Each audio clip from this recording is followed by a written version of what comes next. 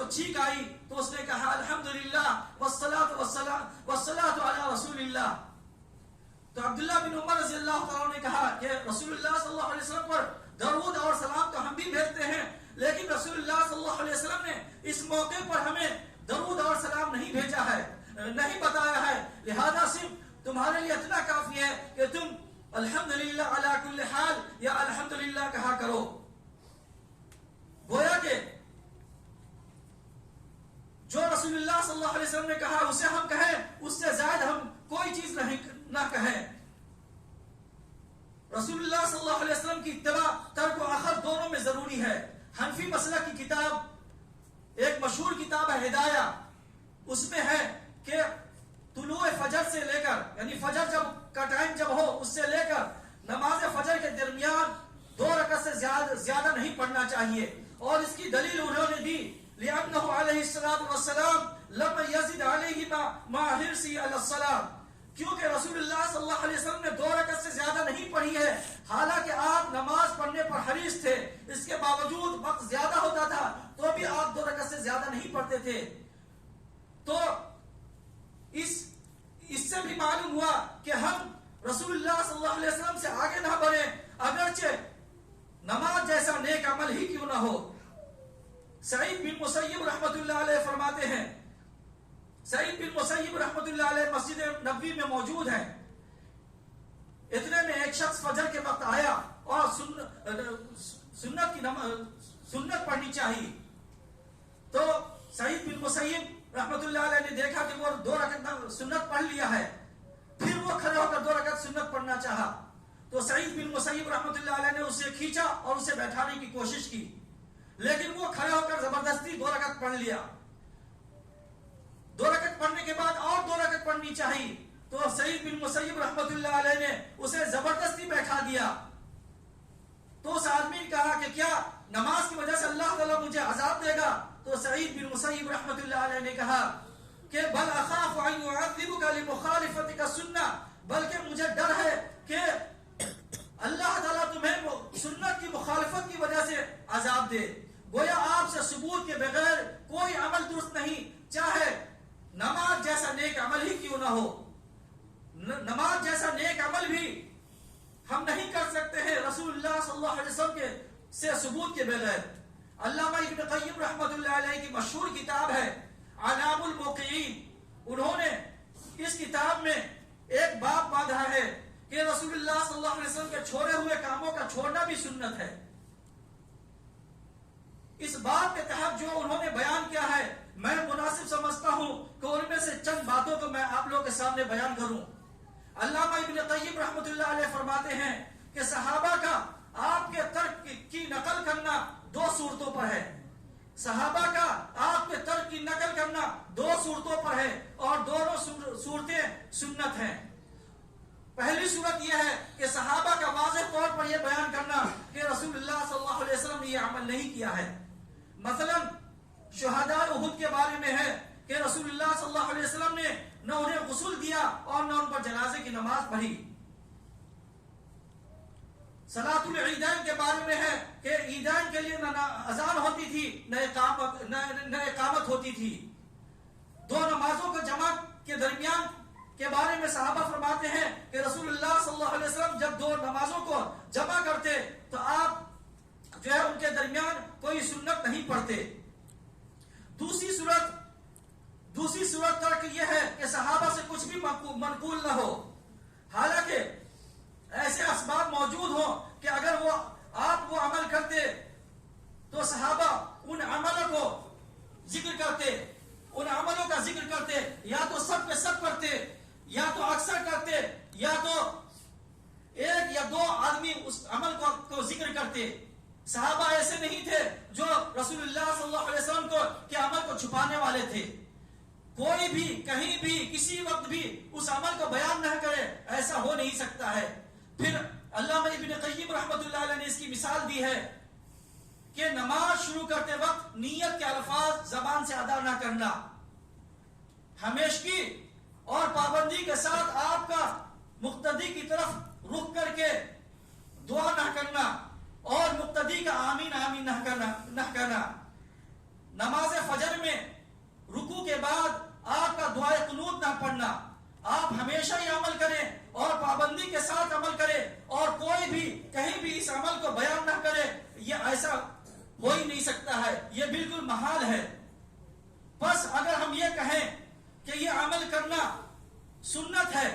حالانکہ رسول اللہ صلی اللہ علیہ وسلم نے اس عمل کو نہیں کیا ہے، تو وہ ویسے ہی برا ہوگا جیسے ہم یہ کہیں کہ یہ عمل کرنا سنت نہیں ہے، حالانکہ اللہ کے رسول نے وہ عمل کیا ہے۔ دونوں میں کوئی فرق نہیں ہے۔ اگر آپ کو اسی بات پر اصرار ہے کہ رسول اللہ صلی اللہ علیہ وسلم سے یہ عمل ثابت نہیں ہے، اس کا مطلب یہ تو نہیں ہے کہ رسول اللہ صلی اللہ علیہ وسلم یہ عمل نہیں کیا ہے، تو ہم اس کا جواب دیں گے کہ اگر آپ کو اسی پر اصرار ہے تو ہم کہتے ہیں کہ تراویح کے لیے بھی اذان دینی چاہیے۔ آپ کہیں گے کہ یہ منقول نہیں ہے، تو ہم بھی یہ کہیں گے کہ منقول نہیں ہے، اس کا مطلب یہ تو نہیں ہے کہ رسول اللہ صلی اللہ علیہ وسلم نے یہ عمل نہیں کیا ہے۔ اسی طرح سے ہم یہ بھی کہہ سکتے ہیں کہ ہر نماز کے لیے غسل کرنا ضروری ہے، آپ کہیں گے یہ منقول نہیں ہے،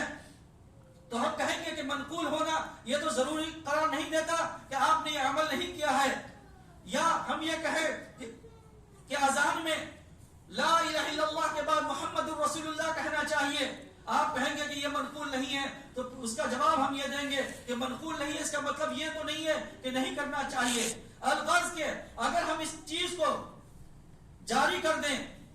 کہ جس چیز سے رسول اللہ صلی اللہ علیہ وسلم نے منع نہیں کیا ہے تو وہ کام ہم کر سکتے ہیں، تو ہر بدعتی اپنے بدعت کے لیے دلیل پکڑ لے گا، اور رسول اللہ صلی اللہ علیہ وسلم کے زمانے کے دین کا پتہ لگانا مشکل ہو جائے گا۔ لہذا یہی صحیح ہے کہ جو کام رسول اللہ صلی اللہ علیہ وسلم کیا ہے اسے ہم کریں، اور جو کام رسول اللہ صلی اللہ علیہ وسلم نے نہیں کیا ہے اسے ہم چھوڑ دیں۔ اتباع سنت کے وقت تیسری چیز جو ہمیں ملحوظ رکھنا چاہیے اور جس کا خیال رکھنا چاہیے وہ یہ کہ شریعت میں مطلوب کتاب و سنت کی اتباع ہے، عمل کی کثرت و قلت نہیں ہے۔ یعنی عمل زیادہ کرے یہ دین میں مطلوب نہیں ہے، یا کم کرے یہ مطلوب نہیں ہے، بلکہ کون کتاب و سنت کے مطابق عمل کر رہا ہے یہ مطلوب ہے۔ مجاہد فرماتے ہیں، جو عبداللہ بن عباس رضی اللہ تعالیٰ عنہ کے شاگرد ہیں، وہ فرماتے ہیں کہ ایک شخص عبداللہ بن عباس رضی اللہ تعالیٰ عنہ کے پاس آیا اور اس نے کہا کہ میں سفر میں تھا اور میرے ساتھ میرا ایک ساتھی بھی تھا، تو وہ سفر میں 2 رکعت نماز پڑھتا تھا، یعنی قصر کرتا تھا، اور میں پوری نماز پڑھتا تھا۔ تو عبداللہ بن عباس رضی اللہ عنہ نے کہا کہ نہیں، تمہارا ساتھی پوری نماز پڑھتا تھا اور تم نماز قصر کرتے تھے، یعنی کم نماز پڑھتے تھے۔ علامہ البانی رحمۃ اللہ علیہ فرماتے ہیں کہ یہ عبداللہ بن عباس رضی اللہ تعالیٰ کی فقاہت اور سمجھداری تھی کہ انہوں نے سنت کی اتباع کو تمام و کمال فرمایا اور اس کی ضد کو ناقص اور غیر کامل قرار دیا، اگرچہ وہ تعداد میں زیادہ تھی۔ اور جو شخص حقیقت میں فقیہ ہوگا وہ عبداللہ بن عباس رضی اللہ تعالیٰ کے اس قول سے آگے نہیں بڑھے گا کہ سنت کی اتباع ہی کامل و تمام ہے، اور اس کی ضد یعنی اضافہ اور ابتداء نقص اور عیب ہے۔ نہیں، اضافہ کر لینا دین میں یہ عیب ہے اور نقص ہے، اس میں کمی کرنا ہے۔ بخاری و مسلم کی مشہور روایت ہے کہ 3 صحابی رسول اللہ صلی اللہ علیہ وسلم کے گھر پر آئے، رسول اللہ صلی اللہ علیہ وسلم اس وقت گھر پر موجود نہیں تھے۔ تینوں صحابی نے ازواج مطہرات سے رسول اللہ صلی اللہ علیہ وسلم کے عمل کے بارے میں پوچھا کہ آپ کیسے عمل کرتے ہیں، تو ازواج مطہرات نے آپ کے عمل کے بارے میں انہیں بتایا، تو وہ تینوں صحابی یہ سمجھا کہ اللہ کے رسول تو بخشائے ہیں، اللہ تعالیٰ نے آپ کے اگلے اور پچھلے گناہوں کو بخش دیا ہے، تو آپ کے لیے اتنا عمل کافی ہے، لیکن ہمارے لیے اتنا عمل کافی نہیں ہوگا۔ چنانچہ ایک آدمی نے کہا کہ میں رات بھر نماز پڑھوں گا اور کبھی سوؤں گا نہیں، ایک آدمی نے کہا کہ میں ہمیشہ روزہ رکھوں گا، کبھی بغیر روزے کے نہیں رہوں گا، ایک شخص نے کہا کہ میں شادی نہیں کروں گا۔ جب رسول اللہ صلی اللہ علیہ وسلم گھر پر آئے اور آپ کو معلوم ہوا تو آپ ان لوگوں سے ملے اور آپ نے کہا کہ تم لوگوں نے ایسا ایسا کہا ہے۔ رسول اللہ صلی اللہ علیہ وسلم نے پھر فرمایا کہ میں تم میں سب سے زیادہ اللہ تعالیٰ کا تقوی اختیار کرنے والا ہوں اور تم سے سب سے زیادہ اللہ تعالیٰ سے ڈرنے والا ہوں، لیکن میرا حال یہ ہے کہ میں نے شادی بھی کی ہے اور میں روزے سے بھی رہتا ہوں اور بغیر روزے کے بھی رہتا ہوں اور میں نماز بھی پڑھتا ہوں اور بغیر اور سوتا بھی ہوں، تو جو شخص میری اس سنت سے اعراض کرے گا وہ مجھ میں سے نہیں ہوگا۔ گویا کہ شریعت میں مطلوب عمل کی کثرت نہیں بلکہ کون کتاب و سنت کے مطابق عمل کر رہا ہے یہ مطلوب ہے۔ سلف صالحین میں اس بات کا رجحان پایا جاتا تھا، وہ چاہتے تھے کہ زیادہ سے زیادہ عمل کریں، لیکن ہم کتاب و سنت کا مطالعہ کرتے ہیں تو پتہ چلتا ہے کہ جب بھی رسول اللہ صلی اللہ علیہ وسلم کو یہ معلوم ہوا کہ عمل کی کثرت ان کی اتباع پر غالب آ رہا ہے تو رسول اللہ صلی اللہ علیہ وسلم پر سخت غصہ ہوئے اور اس کو سخت ناپسند قرار دیا۔ اتباع سنت کے وقت چوتھی چیز جو ہمیں ملحوظ رکھنی چاہیے وہ یہ کہ رسول اللہ صلی اللہ علیہ وسلم قول اور فعل سے آگے کسی کا قول اور عمل نہیں ہو سکتا ہے، خواہ وہ صحابہ ہو، تابعین ہو، اتباع تابعین ہو یا عظیم سے عظیم تر شخصیت ہو، نہ آپ کے قول سے بہتر کسی کا قول ہو سکتا ہے اور نہ آپ کے فعل سے کسی کا فعل بہتر ہو سکتا ہے۔ یہ تمام مسلمانوں کے درمیان بالاتفاق اتفاقیہ چیز ہے کہ تمام مسلمان اس بات کو مانتے ہیں کہ رسول اللہ صلی اللہ علیہ وسلم کے عمل اور آپ کے فعل کے سامنے کسی کا فعل اور عمل نہیں ٹھہر سکتا ہے۔ لیکن افسوس کے ساتھ یہ بات کہنی پڑ رہی ہے کہ اب اس زمانے میں اس بات کو ثابت کرنے کے لیے بھی کہ رسول اللہ صلی اللہ علیہ وسلم کا عمل سب سے بہترین عمل ہے، رسول اللہ صلی اللہ علیہ وسلم کا فعل قول جو ہے سب سے بہترین قول ہے، اس بات کو ثابت کرنے کے لیے بھی کتاب و سنت کو پیش کرنا پڑتا ہے۔ یہ ناممکن ہے کہ کوئی شخص کسی شخصیت پر جمع ہو جائے، لیکن یہ ناممکن نہیں ہے کہ امت جو ہے رسول اللہ صلی اللہ علیہ وسلم کی اتباع پر جمع ہو جائے۔ جیسا کہ رسول اللہ صلی اللہ علیہ وسلم کے زمانے سے لے کر بہترین زمانے تک تمام امت جو ہے آپ کی اتباع پر جمع تھے، اس کے بعد جو ہے تقلید کی ایجاد ہوئی اور جو ہے امت جو ہے مختلف فرقوں میں تقسیم ہو گئے۔ اللہ تعالیٰ نے فرمایا یا ایھا الذین آمنوا اطیعوا اللہ واطیعوا الرسول کہ اے ایمان والو اللہ اور اس کے رسول کی اطاعت کرو، وَأُولِي الْأَمْرِ مِنْكُمْ اور اولو الامر کی اتباع کرو، فَإِن تَنَازَعْتُمْ فِي شَيْءٍ فَرُدُّوهُ إِلَى اللَّهِ وَالرَّسُولِ اگر تمہارے درمیان اختلاف ہو جائے تو تم اللہ اور اس کے رسول کی طرف لوٹو۔ اور اللہ تعالیٰ نے فرمایا فَلَا وَرَبِّكَ لَا يُؤْمِنُونَ حَتَّى يُحَكِّمُوكَ فِي مَا شَجَرَ بَيْنَهُمْ کہ قسم ہے تیرے رب کی تم میں سے کوئی شخص مومن نہیں ہو سکتے، فَلَا وَرَبِّكَ لَا يُؤْمِنُونَ حَتَّى يُحَكِّمُوكَ فِي مَا شَجَرَ بَيْنَهُمْ یہاں تک کہ اپنے فیصلے میں آپ کو حاکم بنا لے، ثم لا يجدوا في انفسهم حرجا پھر اپنے دل میں کوئی تنگی محسوس نہ کرے، ويسلموا تسلیما اور اسے پوری طرح سے تسلیم کر لیں۔ اللہ تعالیٰ نے اس آیت میں تین چیزوں کو نہایت ہی تاکید کے ساتھ داخل ایمان بتایا ہے۔ ایک یہ کہ آپ کو جج بنا لے، حاکم بنا لے، دوسرا یہ ہے کہ بیلا چوچڑا اسے تسلیم کر لے اور اس پر پوری طرح عمل کر لے۔ دنیاوی حاکم یا جج کوئی فیصلہ کرے تو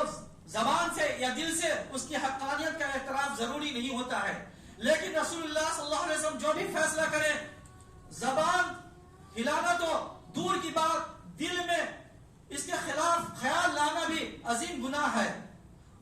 تیسری چیز اللہ تعالیٰ نے فرمایا کہ پوری طرح سے تسلیم کر لے، اور اللہ تعالیٰ نے فرمایا انما كان قول المؤمنین اذا دعوا الى الله ورسول اذا دعوا الى الله ورسول ليحكم بينهم ان يقولوا سمعنا واطعنا کہ مومن کی بات یہ ہوتی ہے کہ جب اللہ اور اس کے رسول کی طرف بلائے جاتے ہیں تو وہ کہتے ہیں کہ ہم نے سنا اور ہم بات کو مانیں گے۔ عمر رضی اللہ تعالیٰ عنہ نے رسول اللہ صلی اللہ علیہ وسلم سے فرمایا کہ ہمیں یہودیوں کی کچھ ایسی باتیں ملتی ہیں جو ہمیں اچھے معلوم ہوتی ہے تو کیا ہم اسے لکھ لیا نہ کریں؟ تو رسول اللہ صلی اللہ علیہ وسلم اس پر سخت ناراض ہو گئے اور آپ نے فرمایا کہ کیا تم اسی طرح سے حیران اور پریشان ہو جس طرح سے یہودوں نے سارا پریشان تھے؟ قسم ہے اس ذات کی اگر موسیٰ علیہ السلام بھی اتر جائیں، نازل ہو جائیں تو انہیں بھی میری اتباع کے علاوہ کوئی چارہ نہیں ہے۔ میں تمہارے پاس نہایت ہی صاف اور واضح دین لے کر آیا ہوں، لہذا تم اسی دین کی اتباع کرو۔